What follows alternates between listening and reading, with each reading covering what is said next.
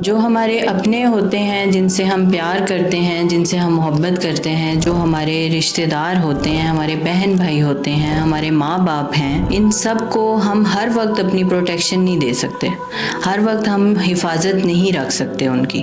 اپنے پاس بھی نہیں رکھ سکتے اور ہر وقت ان کی حفاظت بھی نہیں کر سکتے۔ لیکن جب وہ تکلیف میں ہوتے ہیں، مشکل میں ہوتے ہیں، تب بھی انسان برداشت نہیں کر سکتا۔ وہ دور ہوں، اگر وہ تکلیف میں ہے، وہ کسی بھی مشکل میں ہے، مصیبت میں ہے، تو پھر کیا ہوتا ہے کہ ہمارے لیے جو ہے وہ پریشانی کا باعث بنتا ہے۔ اور یہ بھی نہیں ہو سکتا کہ ہم ہر وقت ان کی جو ہے وہ حفاظت کرتے رہیں یا ان کے ساتھ رہیں،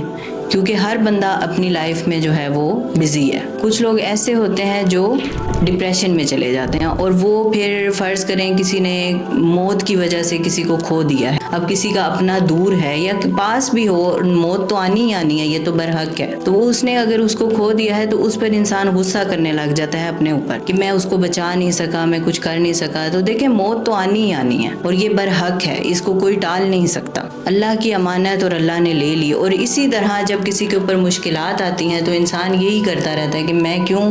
اس کو دور نہیں کر سکتا۔ ایسے حالات میں کیا ہے کہ ہم کیا کریں؟ ایسے میں ہم کیا کر سکتے ہیں؟ ایک تو یہ کہ ہمارے سے جتنا ہو سکتا ہے ہم ان کی مدد کریں، اور اگر مدد نہیں کر سکتے تو پھر سب سے بڑا جو اللہ پاک نے مومن کو ہتھیار دیا ہوا ہے وہ کیا ہے کہ آپ جدھر بیٹھے ہوئے ہیں، آپ کے اپنے آپ سے جتنے مرضی دور ہیں، آپ ان کے لیے دعا کریں، اللہ سے مدد مانگیں، اور اللہ سے اس چیز کی جو ہے وہ دعا کریں کہ یا اللہ پاک ان کو اس چیز سے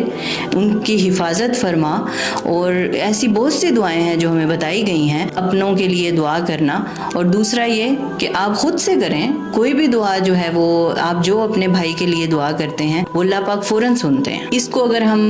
قرآن کی روشنی میں دیکھیں تو حضرت یعقوب علیہ السلام کا جو صبر ہے اس کو دیکھیں کہ انہوں نے کتنا صبر کیا، کہ ان کو پتا تھا کہ ان کے جو بیٹے ہیں وہ حضرت یوسف علیہ السلام کو لے گئے ہیں، اور جب انہوں نے آ کر ان سے بہانہ کیا کہ وہ جی ہمارے سے، وہ ان کی قمیض بھی لے آئے تھے اور انہوں نے دکھائی، خون اس پہ لگا کر، اور جھوٹا خون لگا کر ان کو دکھا دیا کہ دیکھیں یہ تو بس چلا گیا۔ تو اب حضرت یوسف علیہ السلام کو پتا تھا، پہلے بھی پتا تھا کہ میرے بچے کے ساتھ کچھ ہو جانا ہے، اور پھر جب انہوں نے دیکھا کہ یہ تو اب میں ان کو کیا کہوں، وہ اب ادھر کیا کرتے، تو اس پر ان کے جو الفاظ ہیں، انہوں نے جو الفاظ کہے تھے کہ فَصَبْرٌ جَمِيلٌ وَاللَّهُ الْمُسْتَعَانُ عَلَى مَا تَصِفُونَ، کہ صبر ہی جو ہے وہ بہتر ہے، وہی ٹھیک ہے کہ صبر کیا جائے اس چیز کے اوپر، اور اللہ سے ہی میں مدد مانگ سکتا ہوں۔ واللہ المستعان علی ما تصفون، جو تم کام کر رہے ہو اس پر صرف اور صرف میں اللہ کی مدد ہی مانگ سکتا ہوں، اور میں کچھ نہیں کر سکتا۔ اب وہ نبی ہو کر یہ بات کر رہے ہیں، تو پھر ہمیں بھی ہمت نہیں ہارنی چاہیے،